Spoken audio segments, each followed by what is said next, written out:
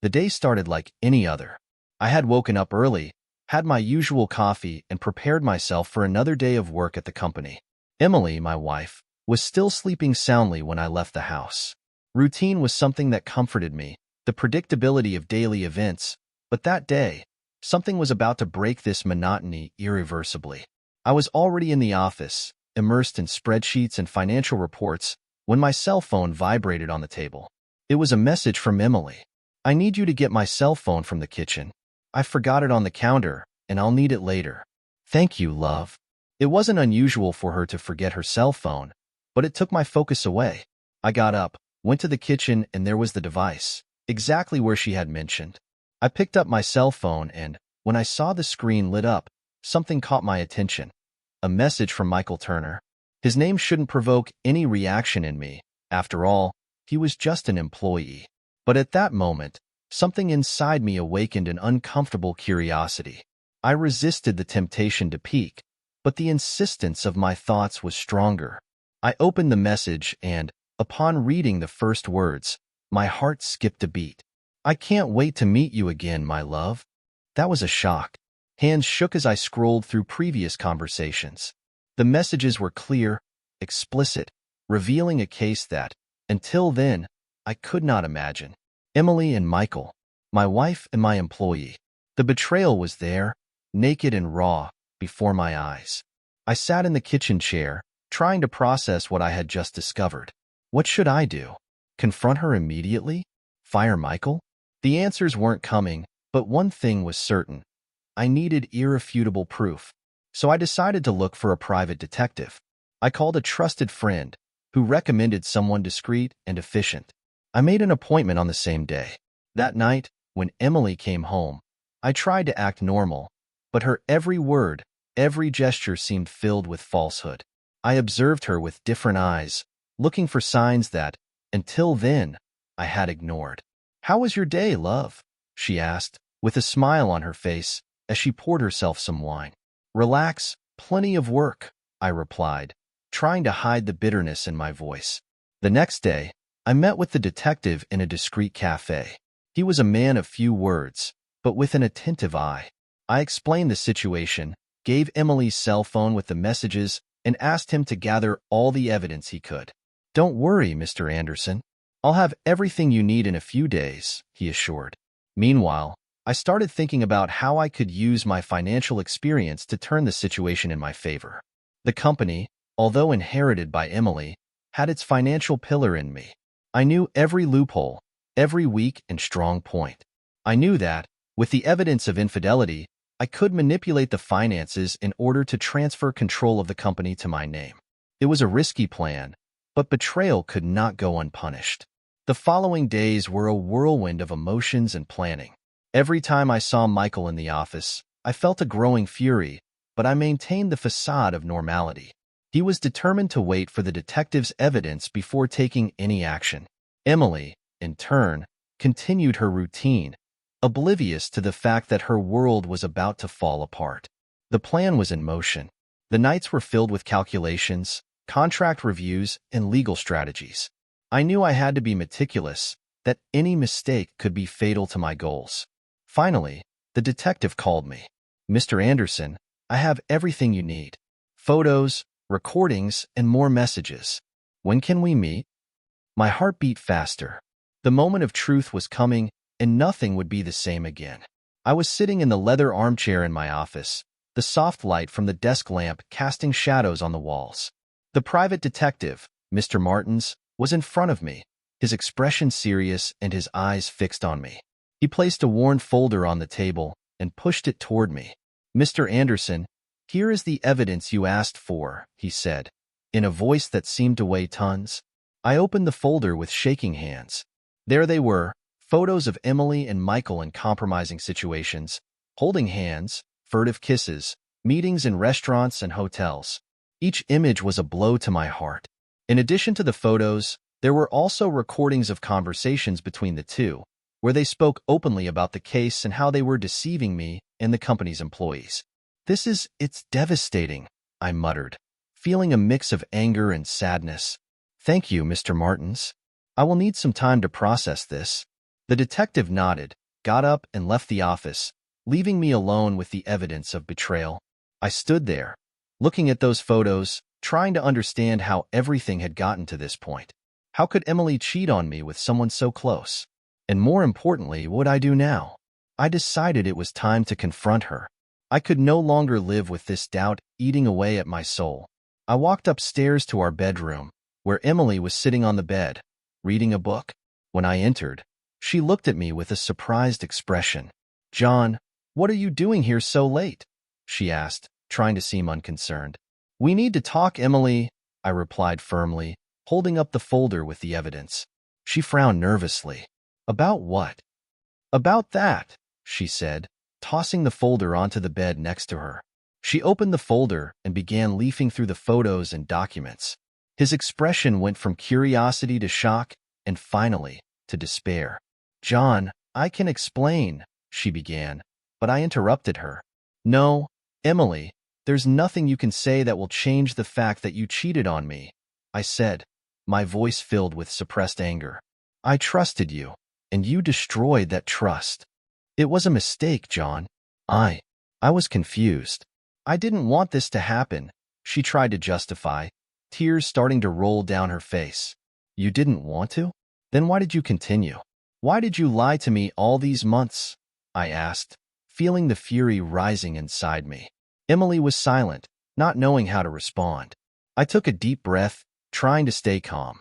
"I've already decided what I'm going to do," he said finally. "I'm going to take the company from you. I'm going to use every legal and financial loophole I know to make sure you have nothing left. And when it's all done, you're going to beg to come back to me." She looked at me, astonished. "The company is all I have. It was my father's legacy." "Yes, Emily.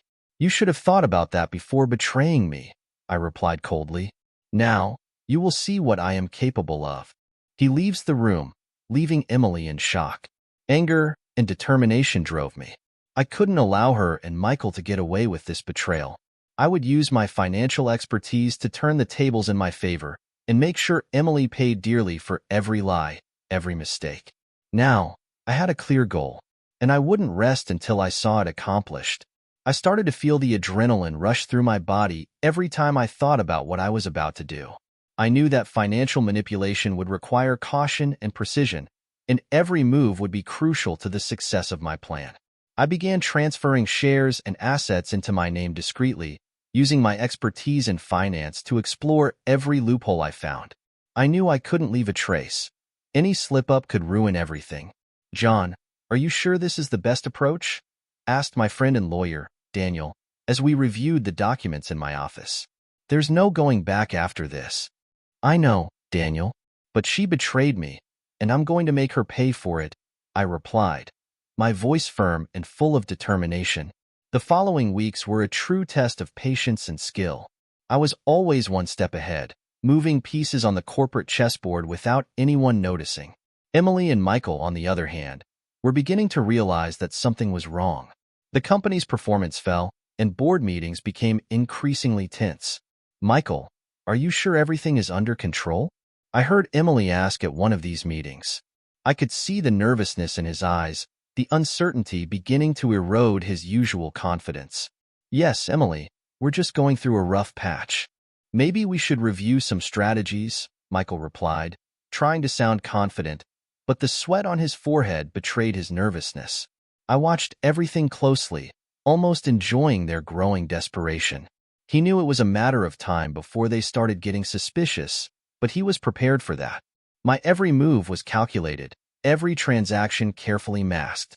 Finally, the time has come to deal the final blow to Michael. I took advantage of a board meeting to present a detailed report full of data that showed Michael's incompetence and misconduct. "Gentlemen, as you can see, the numbers speak for themselves. Michael Turner's management is leading us to the abyss," I declared, passing the pages of the report to the other directors. "I believe immediate action is necessary." "John, are you suggesting we fire Michael?" asked one of the directors in disbelief. "Yes, that's exactly what I'm suggesting," I replied, without hesitation. The silence in the room was piercing, but soon turned into murmurs of agreement.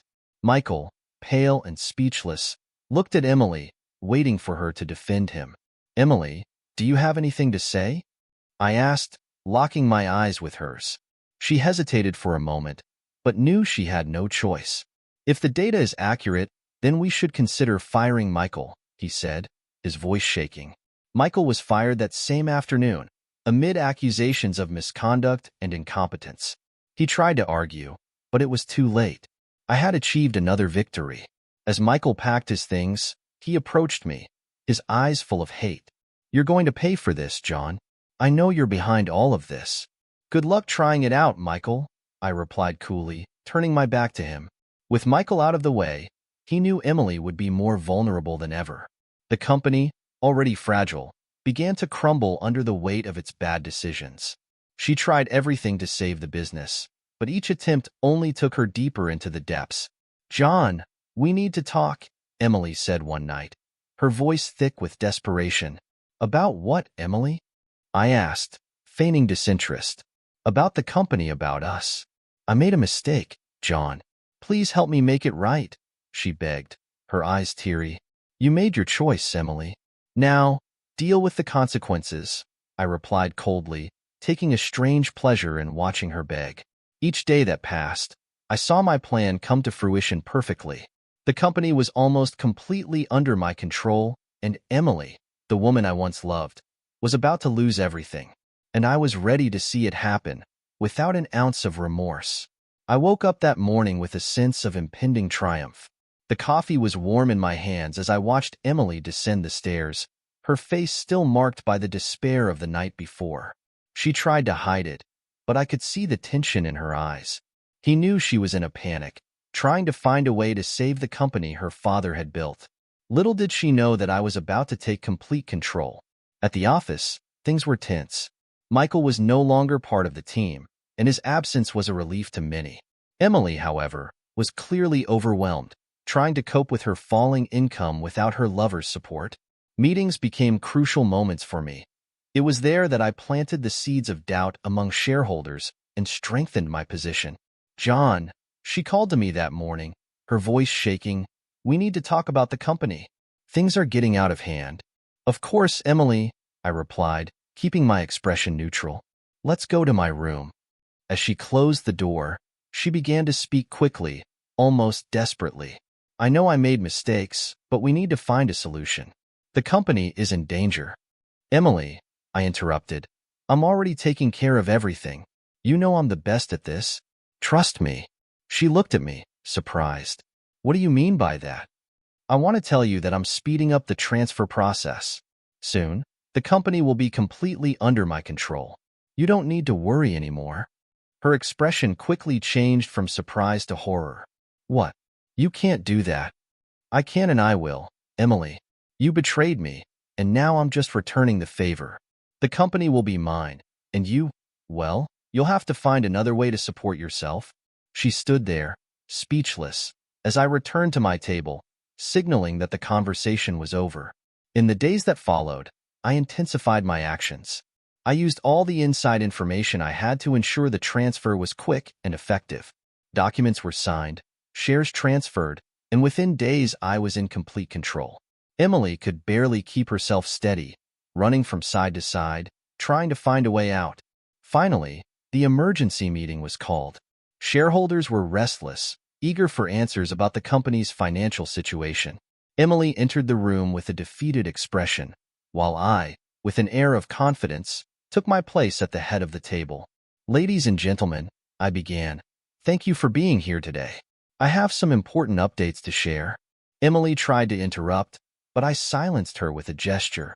As you all know, the company has faced difficulties recently. However, I am happy to inform you that as of today, I am the new owner and chief executive officer. The murmur of surprise and shock went through the room. Emily turned pale, unable to react. I continued, explaining how the share transfer and financial restructuring were necessary to save the company. Shareholders, initially skeptical, began to see the logic in my arguments. Emily, he said, finally looking at her, the company needs strong, stable leadership, something you clearly couldn't provide. She tried to speak, but her voice broke. The shareholders, seeing their weakness, turned their attention to me, recognizing my authority. When the meeting ended, Emily left the room quickly, almost running. I followed her into the hallway, where she finally collapsed. "How could you do that, John?" she sobbed. "It was all I had." "You had a choice, Emily," I replied coldly, "and you chose to betray me. Now, you reap the consequences." She fell to her knees, tears streaming down her face. "Please, John, don't leave me with nothing. I'll do anything to make this right." "It's too late for that," he said, turning away. "Now, you will have to deal with the consequences of your actions." As I walked away, I felt a sense of victory. The company was saved, and I was in control.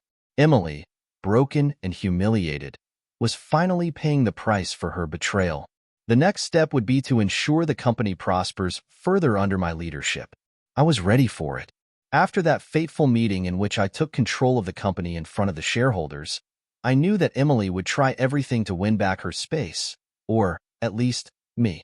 It didn't take long for her to knock on the door of our, now mine, apartment. I was sitting in the living room, reviewing some important documents, when I heard the insistent ringing of the doorbell. I knew it was her. "John, please, we need to talk," Emily said as I opened the door. Her eyes were red and swollen, as if she had been crying all night.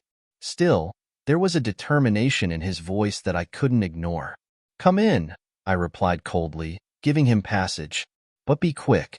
I have more important things to do." She came in and sat on the couch, the same couch where we sat together so many times, laughing and planning our future. Now, it seemed like all that was just a distant memory. "John, I know I was wrong," she began, trying to hold back the tears. "But I'm willing to do anything to make this right. I broke up with Michael. It means nothing to me. Please give me a second chance." I watched her for a moment, trying to gauge the sincerity in her words. What I saw was a desperate woman, but also a woman who perhaps never appreciated what she had until she lost it all. "Emily, do you think it's that simple? That I can just forget everything you did and trust you again?" My voice was cold, almost sharp. "You destroyed our relationship, our trust, and now you expect me to just take you back? That's not how things work." She started crying again, covering her face with her hands. "I'm willing to do anything, John. Anything. Just tell me what you want." I got up and walked to the window, looking at the city that stretched out below us. "What I want, Emily, is something you can't give me. I want the trust that was broken, the safety that was destroyed, and, more than anything, I want the peace that you and Michael took from me." She got up and came to me, trying to hold my hand. "We can rebuild all of this, John. I promise I will dedicate myself entirely to both of us, to the company. Please give me this chance." I pulled my hand back, looking straight into his eyes. "No, Emily, there are no more chances. You made your choice, and now you must live with the consequences." "Then that's it?" she asked, her voice shaking. "Are you just going to kick me out of your life?" "Yes," I replied firmly. "And the company too. You no longer have a place in either of them." She collapsed to the floor, sobbing uncontrollably. "Please, John, I have nowhere to go. I have nothing else." "That's your problem," I replied, turning and walking toward the door. "Now, get out of my house." Emily stood up slowly, still crying, and left without saying another word. I closed the door behind her and took a deep breath, feeling a mixture of relief and sadness. The woman I loved had become a stranger, and now I needed to move on without her. In the days that followed, I learned that Emily tried to seek help from former friends, but everyone avoided her due to the scandal. Her and Michael's betrayal had become a public matter, and no one wanted to be associated with it. Meanwhile, I focused on restoring the company, now under my full leadership. It was a difficult period, but at the same time, I felt renewed strength. I was determined to transform the company and my life. And with each day that passed, I felt like I was closer to achieving that goal. The feeling of triumph still enveloped me when I received the news that would change everything. I was sitting in my office, reviewing the company's financial reports, when my phone rang. It was the detective. He had something important to tell me. "John, you won't believe what I found," he said, his voice thick with urgency. "Michael is linked to a direct competitor." He was using Emily to get information and pass it on to them. The revelation took me by surprise, but it soon turned into a golden opportunity. I decided it was time to publicly expose Michael, destroying both him and his reputation. That same afternoon, I called a press conference. The room was full of journalists, cameras, and microphones. Emily and Michael were present, not suspecting what was coming. "Thank you everyone for being here," I began, controlling the emotion in my voice. "Today, I have an important revelation to make about our company and those who tried to destroy it." Emily's eyes widened when she saw me gesture for Michael to come closer. He took a step forward, trying to maintain his composure. I continued. "We recently discovered a double betrayal.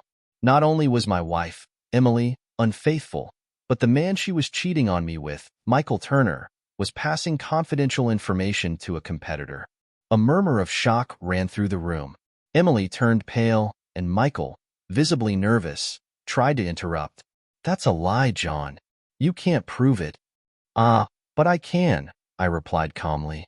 "We have recordings, emails, and testimonies that prove his guilt."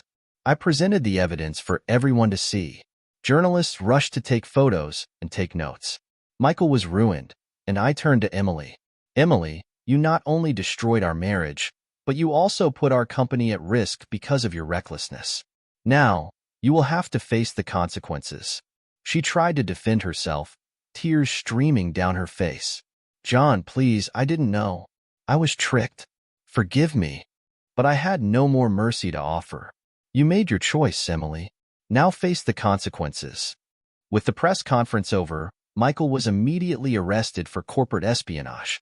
The news spread quickly, and soon the company was being hailed for having exposed a traitor and protected its interests. Over the next few days, Emily's life fell further apart. With no resources, no friends, and no dignity, she came looking for me again. The look of desperation on her face was evident as she entered my new home, which I now shared with my new partner, Sarah. "John, please help me. I have nowhere to go.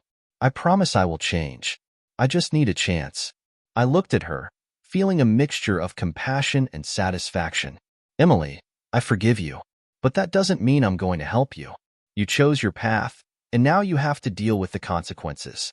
I've moved on, and you need to do that too." She fell to her knees, sobbing, but I stood by my resolve. "Goodbye, Emily." As she left, I felt a sense of closure. My revenge was complete. The company was thriving under my leadership, and I was ready to expand our business internationally. Emily, on the other hand, would have to start from scratch, watching my success from afar. And so, with Emily's ruin and Michael's arrest, I closed a dark chapter of my life, ready to embrace a bright and victorious future.